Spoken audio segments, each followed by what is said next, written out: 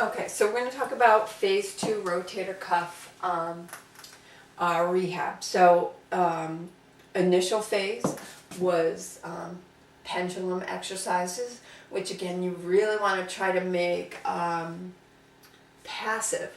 So patients try to do active and then ow, it hurts. If they really do it passively, it's a lot less painful. Or again, walking up the wall, sliding up the wall, or in supine the self passive range or active assisted range with the cane or the wand.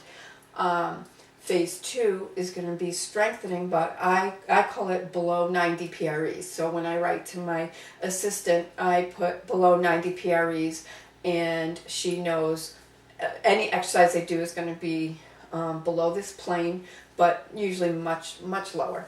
I start out with isometrics, and every time the patient comes, I'm going to give them the next stage if they're ready. So I start them with isometrics, and they can just really focus on abduction, flexion, and external rotation on these.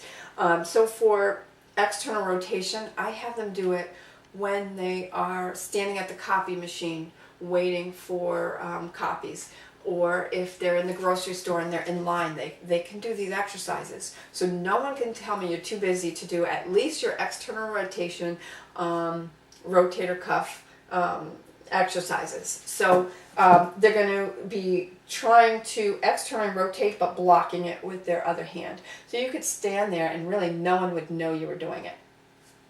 You can also do it against the door, and some people have them put a pillow and push against the door. I really like doing it this way because it's more convenient, and anything we can do to make our patients' exercises more convenient is top of the line exercise. But also it really facilitates more rotation than this. A lot of times patients don't get what they're trying to do, so they'll be abducting, which is the second exercise. So they can try to resist abduction with their own arm, or they can do it in the door, but to them it looks the same as external rotation. And so now I'm trying to abduct. And then forward flexion you can do with the pillow forward this way, or again I can do it at the grocery store. Trying to do it this way, you can keep your arms straight if you wanted to, but trying to block that. So really I just work on those three muscles with the isometrics. But when they're ready for a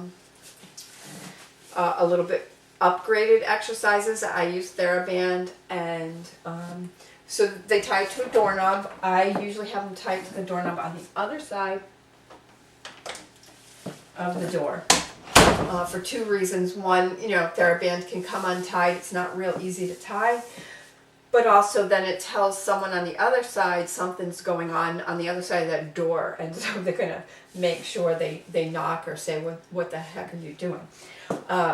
Hopefully patients do the exercises enough that their family already knows what they're doing. And so external rotation with TheraBand, we put a pillow for two reasons. One is it prevents you from doing the wrong exercise, but also a little bit of abduction keeps better blood flow to the rotator cuff muscles. So you get an added benefit. So I always have them use a pillow. And you're going to externally rotate against the band. Now they're going to externally rotate to pain-free levels. So if they're cringing or anything like that, you need to pay attention to that. Is it with effort because they need yellow TheraBand instead of red? They need to stand closer so they're not getting as much resistance. Or is it, are they flinging it and it's too easy, or they're not controlling it? Because that's important. So we do external rotation, and then I'll show you with this arm internal rotation. So same thing with the pillow, and they're going to rotate in. And I start with 10 and work up to 30.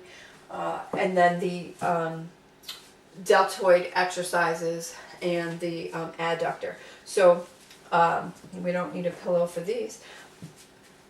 So I'm going to work the middle deltoid, and so the patient's going to stand with the elbow straight. So they'll be a little confused at their these exercises, but I call these around the world, and it makes it easier for them to remember. So I have them abduct, and then they rotate 90 degrees and extend, and rotate 90 degrees and adduct, and then rotate 90 degrees anterior deltoid and flex. So they're not trying to flex all the way up, they're just getting some tension there. It's just a little bit more than an isometric exercise for them. So that's what I do in phase 2.